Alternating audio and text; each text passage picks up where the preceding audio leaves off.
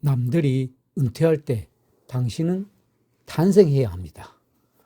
여러분 안녕하세요. 한 가지만 여쭤보겠습니다. 직함이 사라졌을 때 나는 누구인가라는 질문에 바로 대답하실 수 있겠습니까? 부장님도 대표님도 선생님도 아닌 그냥 나로서의 당신은 지금 어디 계십니까? 은퇴 후에 많은 분들이 처음으로 이 질문 앞에 섭니다. 가슴이 먹먹해지고 아침에 눈 뜨는 게 두려워지기도 합니다. 갑자기 찾아온 고요함이 평화가 아니라 공허로 느껴지는 겁니다. 오늘 저는 이 말씀을 드리고 싶습니다. 여러분의 인생은 끝난 것이 아닙니다. 이제 막 짐을 벗었을 뿐입니다. 프리드리히 니체도 같은 말을 했습니다. 첫 번째, 낙타, 짐을 벗다입니다. 우리 사회는 은퇴를 사회적 퇴직 선고처럼 취급합니다. 아직도 살 날이 많이 남아있는데 세상이 먼저 신호를 보내는 겁니다. 퇴장하셔도 됩니다. 그런데 여기서 니체가 나타납니다. 그는 차라투스트라는 이렇게 말했다 해서 인간 정신의 세 가지 변화를 이야기합니다. 첫 번째 낙타, 그리고 사자, 그리고 어린아이. 낙타는 무거운 짐을 지고 사막을 걷습니다. 타인의 명령을 따르고 사회가 부여한 역할을 수행하는 존재입니다. 새벽같이 일어나 출근하고 상사 눈치를 보고 자녀 학원비 벌고 부모님 용돈 챙기던 그 삶, 그 모든 것이 낙타의 짐이었습니다. 은퇴는 직업이 사라지는 것이지 여러분의 능력이 사라지는 것이 아닙니다. 수십 년을 버텨낸 그 생명력은 퇴직증명서 한 장으로 증발하지 않습니다. 낙타가 사막을 다 건너고 나면 무엇을 해야 할까요? 니체는 말합니다. 사막에서 두 번째 변화가 일어난다라고요. 낙타는 사막 한가운데서 사자가 됩니다. 은퇴 후의 공허함은 할 일이 없어서가 아닙니다. 타인을 위한 짐을 내려놨는데 아직 나를 위한 것을 들어올리지 않았기 때문입니다. 두 번째, 사자, 아니오라고 말하라 입니다. 사자의 핵심은 무엇일까요? 니체는 이렇게 표현했습니다. 너는 해야 한다는 거대한 용에 맞서 나는 하고자 한다라고 표현하는 것, 그것이 사자의 정신이라고. 수십 년간 우리는 해야 한다의 목소리에 살았습니다. 좋은 대학에 가야 한다. 안정적인 직장을 잡아야 한다. 집을 마련해야 한다. 자식을 결혼시켜야 한다. 그 레이스가 이제 끝난 겁니다. 그런데 많은 분들이 이 시점에서 새로운 해야 한다를 찾아다니십니다. 즐겁지도 않은 등산클럽에 억지로 나가고 보고 싶지도 않은 사람을 계속 만나는 겁니다. 은퇴 후 가장 먼저 해야 할 일은 등산이 아닙니다. 불필요한 관계와 관성적인 습관을 쳐내는 거절의 연습입니다. 사자는 싸우는 동물이 아닙니다. 사자는 선택하는 동물입니다. 35년 직장 생활을 마친 한 분이 계셨습니다. 어쩔 수 없이 옛 동료들과 점심을 먹었는데 집에 돌아오면 오히려 더 공허했다고 합니다. 어느 날 그분은 결심했습니다. 이 모임에 안 나가겠다. 그 시간에 평생 하고 싶었던 수채화를 시작하셨습니다. 6개월 후 그분의 얼굴은 전혀 다른 사람처럼 빛났습니다. 이것이 사자의 포효입니다. 이 자리는 내 자리가 아니다. 조용히 선언하고 떠나는 것. 그것이 사자의 I will입니다. 니체는 말했습니다. 인간에게 가장 힘든 일은 스스로 자신의 주인이 되는 것이다. 사자의 단계를 통과하지 않으면 어린아이 단계, 즉 진정한 창조의 기쁨의 삶에는 도달할 수 없습니다. 세 번째, 어린아이. 유희가 곧 창조다. 니체 철학의 정점이 바로 이 세 번째 단계입니다. 어린아이, 아이는 묻지 않습니다. 이게 돈이 될까? 남들이 어떻게 볼까?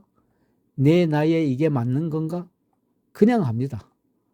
모래성을 쌓고 부서지면 또 쌓습니다. 파도가 무너뜨려도 화내지 않고 다시 손을 뻗습니다. 니체는 이것을 거룩한 긍정이라고 불렀습니다. 낙타는 의무의 내라고 했고 사자는 낡은 가치의 아니오라고 했습니다. 그리고 아이는 삶 자체의 내라고 말합니다. 돈이 안 되는 일에 미쳐보십시오.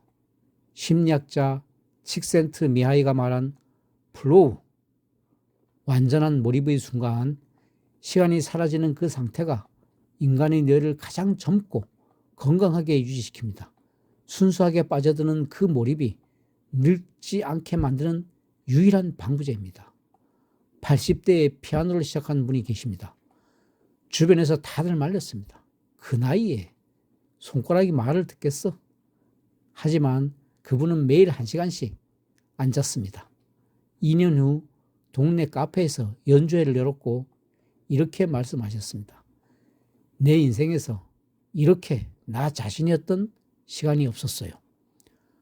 아인슈타인도 이렇게 말했습니다. 나는 어른이 되어서도 빛을 타고 달리는 상상을 멈추지 않았습니다. 당신도 그 상상을 멈추지 마십시오. 지금 여러분 안에 잠들어 있는 것은 무엇입니까? 어린 시절 좋아했던 것, 현실 앞에 접어두었던 것들, 지금 꺼내십시오. 그리고 다시 손에 쥐어보십시오. 다음은 4번째 아모르 파티, 이 삶을 사랑하라입니다. 니체 철학의 2가지 핵심이 있습니다. 아모르 파티, 운명의, 그리고 영원 회귀입니다. 니체는 이렇게 묻습니다. 지금 이 삶이 무한히 반복된다면 당신은 그것을 원하겠는가? 이 순간을 영원히 반복해도 좋다고 말할 수 있을 때 비로소 여러분의 자신의 삶을 진정으로 사랑하는 겁니다. 아모르 파티, 운명을 사랑하는 것은 이것은 체념이 아닙니다. 정반대입니다.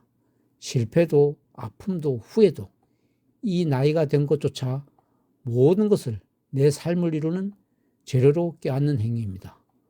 고독에 대해 한번 말씀드려 보겠습니다. 외로움은 고통입니다. 외로움은 그 자체는 고통이라고 할 수 있습니다. 하지만 고독은 그 개념 자체가 다릅니다. 고독은 자기 자신과 마주하는 시간입니다. 너무 바빠서 한 번도 제대로 만나지 못했던 나라는 사람과의 그 대화하는 시간. 니체는 평생 고독 속에서 살았습니다. 그 고독이 그를 무너뜨리지 않았습니다. 오히려 그를 더 단단하게 했습니다. 노화는 잃어가는 과정만이 아닙니다. 동시에 깊어지는 과정입니다. 세상을 빠르게 달리는 능력은 줄었을지 모르지만 세상을 깊이 보는 능력은 오히려 커졌습니다. 이것이 바로 아모르 파티입니다.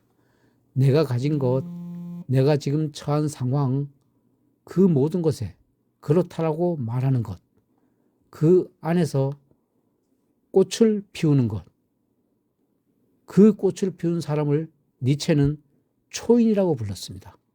초인은 슈퍼맨이 아닙니다. 자기 자신을 끊임없이 극복하는 사람입니다. 어제의 자신보다 오늘의 자신이 조금 더 자유롭고 조금 더 용감하고 조금 더 기쁘게 살아가는 사람. 이 나이이기 때문에 가능한 방식으로 매일 조금씩 탄생하는 사람. 은퇴는 절대로 마침표가 아닙니다. 전혀 새로운 문장이 시작되는 자리입니다. 지금까지 여러분께서는 낙타로서 사막을 건넜습니다.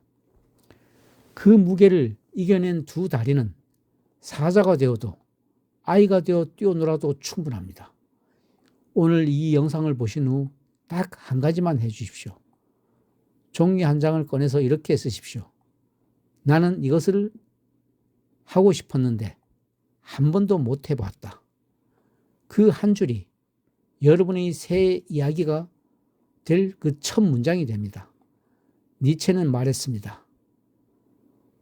별 하나가 탄생하기 위해 혼돈이 필요하다. 지금 느끼는 막막함, 혼란, 공허함, 그것은 실패의 증거가 아닙니다.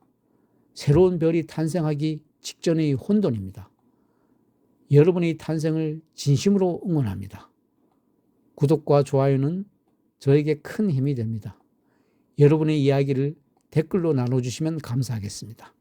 감사합니다.